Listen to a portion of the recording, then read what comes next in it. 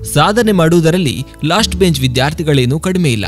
ಆದರೂ last bench ಬಗ್ಗೆ ಕುಚೋದ್ಯ ಮಾಡುವವರೇ ಹೆಚ್ಚು.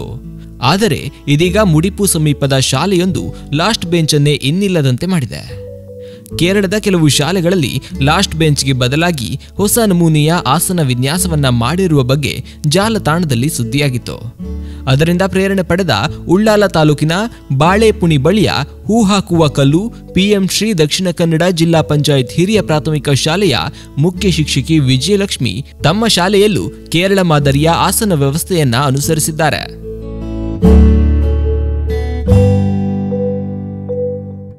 ಹೊಸದಾಗಿ ಒಂದು ಕೇರಳ ರೀತಿಯ ಮಕ್ಕಳು ಕೂತ್ಕೊಳ್ಳುವ ಆಸನದ ವ್ಯವಸ್ಥೆಯನ್ನು ಮಾಡಿದೆವು.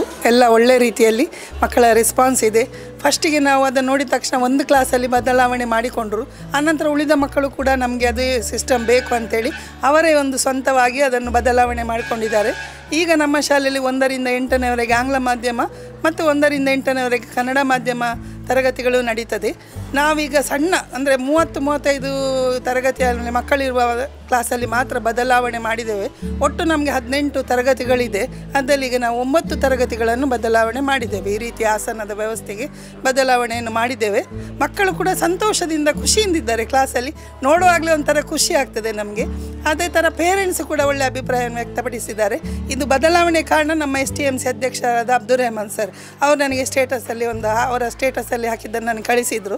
ಅದನ್ನು ನೋಡಿ ನನಗೊಂದು ಖುಷಿ ಆಯಿತು. ನೋಡು, ಇದೊಂದು ಸಿಸ್ಟಮ್ ಚೇಂಜ್ ಮಾಡಿದರೆ ನಾವೆಲ್ಲ ಕಲಿಯುವಾಗ ಮೊದಲು ಅದೇ ಸಿಸ್ಟಮ್ ಇದ್ದದ್ದು, ಒಂದು ಬದಲಾವಣೆ ಮಾಡುವ ಅಂಥೇಳಿ ನಾವು ಒಂದು ಕ್ಲಾಸನ್ನು ಪ್ರಾಯೋಗಿಕವಾಗಿ ಮಕ್ಕಳಲ್ಲಿ ಕೇಳಿದಾಗ ತುಂಬ ಖುಷಿಯಿಂದ ಒಪ್ಪಿಕೊಂಡರು. ಹಾಗೆ ನಾವು ಈಗ ಒಟ್ಟು 9 ತರಗತಿಗಳನ್ನು ಆ ರೀತಿ ಬದಲಾವಣೆಯನ್ನು ಮಾಡಿದ್ದೇವೆ.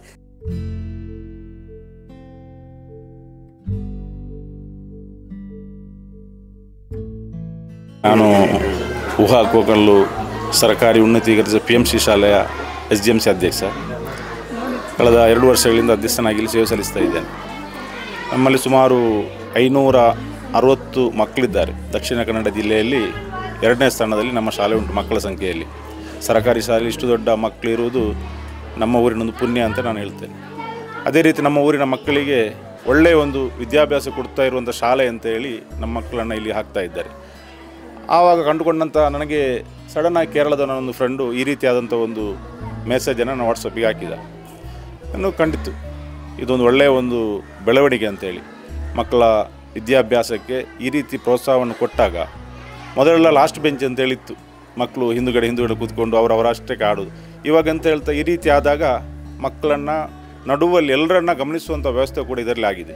ಪ್ರತಿಯೊಬ್ಬ ಮಕ್ಕಳಿಗೂ ಕೂಡ ವ್ಯವಸ್ಥಿತವಾದಂಥ ರೀತಿಯಲ್ಲಿ ಪಾಠ ಮತ್ತು ಪಾಠ್ಯೇತರ ಚಟುವಟಿಕೆಗಳನ್ನು ಮಕ್ಕಳನ್ನು ಗಮನಿಸುವಂಥ ಶಿಕ್ಷಕರಿಗೆ ಒಂದು ಅನುಕೂಲವಾಗ್ತದೆ ಇದು.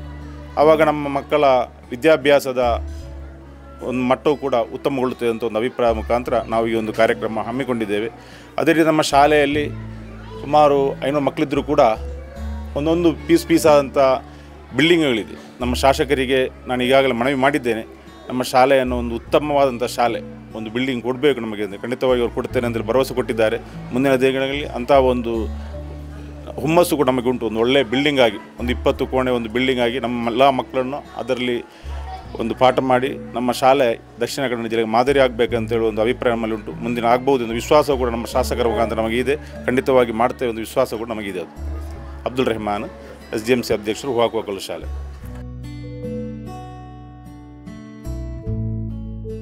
ಸ್ಟ್ಯಾಂಡರ್ಡಿಂದ ಮಾತಾಡ್ತಿದ್ದೀನಿ. ನಮ್ಮ ಶಾಲೆಯಲ್ಲಿ ಈಗ ಯು ಶೇಪಲ್ಲಿ ಕುತ್ಕೊಳ್ಳಿಸ್ತಾರೆ. ಹೀಗೆ ಕುತ್ಕೊಳ್ಳಿಸೋದ್ರಿಂದ ನಮಗೆ ತುಂಬ ಚೆನ್ನಾಗಿ ಟೀಚರ್ ಪಾಠ ಮಾಡೋದು ಕೇಳ್ತದೆ. ಯಾರನ್ನು ಸಹ ಬ್ಯಾಕ್ ಬೆಂಚ್ ಅವರು ಅಂತ ಕರೆಯುವ ಅಂತಿಲ್ಲ. ಬೋರ್ಡ್ ಎಲ್ಲ ಚೆನ್ನಾಗಿ ಕಾಣ್ತದೆ. ನಮ್ಮ ಫ್ರೆಂಡ್ಸ್ ನಮಗೆ ಮುಖದಲ್ಲಿ ಸಿಗ್ತಾರೆ ಮಾತಾಡಲಿಕ್ಕೆ. ನಮಗೆ ತುಂಬ ಚೆನ್ನಾಗಿ ಖುಷಿ ಕೊಡ್ತದೆ.